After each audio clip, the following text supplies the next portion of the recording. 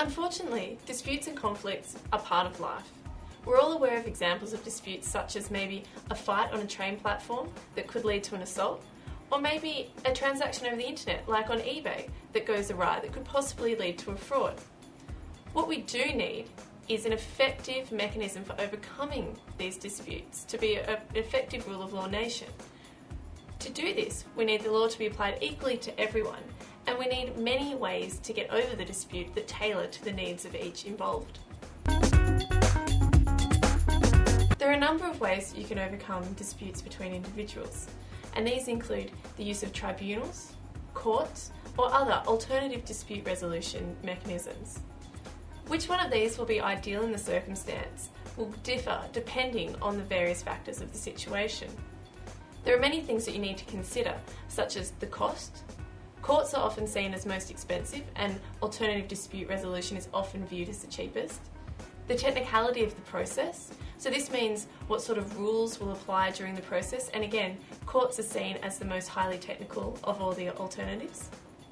And also another consideration is how public and open the process will be. This will mean that the public has access to the situation.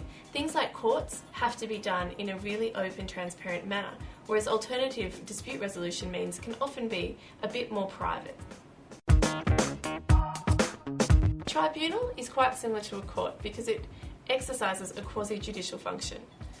It does differ from a court because there tends to be a specific tribunal that hears a specific topic.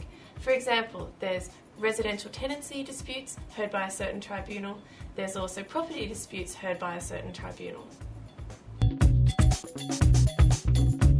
The court process usually deals with more complex disputes, and the selection of which court often depends on the location, the nature, whether it be civil or criminal, and also the amount of money that's at stake. In a civil action, the aim of the action tends to be compensation, whether it be for damages, which are sums of money, or injunctions, which prohibit a person from taking an action or force a person to take a certain action.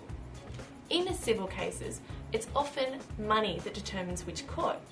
For example, the New South Wales local court can hear claims for damages up to $100,000, whereas the same court in its small claims division can only hear up to $10,000. In a criminal case, this is a case brought by the state, not actually by the individual that's been harmed. It usually arises because during a dispute, someone has been harmed or there has been a crime committed. The nature of the defence, rather than the money, tends to determine what court a criminal case is heard in. For example, the New South Wales District Court can't deal with things like murder or treason. They'd have to be heard by the New South Wales Supreme Court. Juries play a really important role in the court process. They provide trial by your peers. Juries are actually quite rare in a civil case, except for maybe in a defamation case. In a serious criminal trial, there will often be a jury. However, it's quite interesting to note that their role is diminishing. Alternative dispute resolution is the collective for all the different mechanisms of settling a dispute outside of the formal court process or tribunal process. Many see it as advantageous because it's often viewed as cheaper and also less complex, which leads to overall a less stressful situation for all the parties involved. There are three main types of alternative dispute resolution, which include mediation, conciliation, and arbitration. Mediation is a facilitative process where a practitioner helps the parties reach a conclusion or an agreement.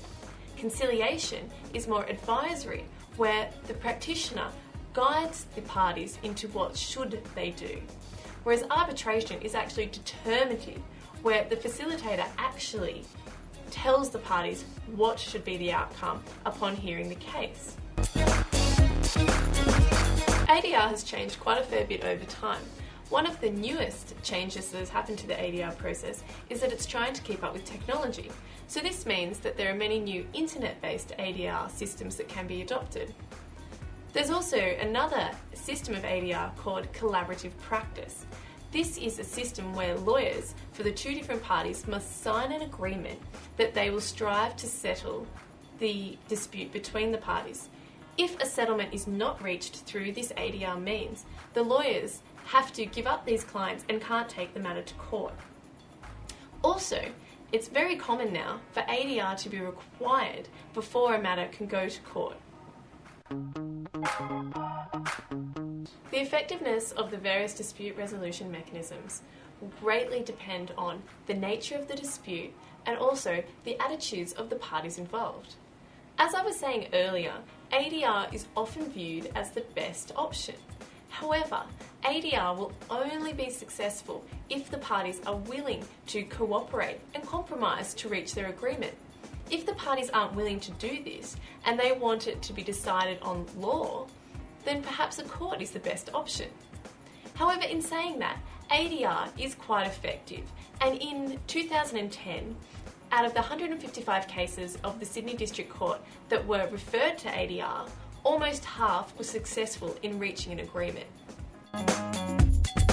Justice is really difficult to define. On one hand, we can look at the court process, where there is a winner and a loser.